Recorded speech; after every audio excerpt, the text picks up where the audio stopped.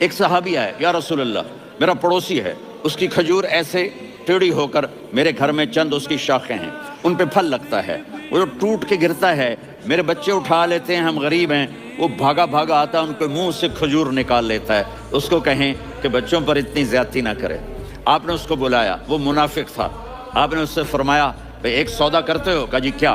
کہا یہ کھجور مجھے دے دو اور اس کے بدلے جنت میں کھجور لے کے دوں گا۔ وہ کہنے لگا یا رسول اللہ یہ اصل میں میرے بچوں کو بہت پسند ہے، کوئی اور کھجور ہوتی میں دے دیتا، یہ تو میری معذرت ہے۔ وہ تو منافق تھا، اٹھ کے چلا گیا۔ ایک صحابی بیٹھے تھے،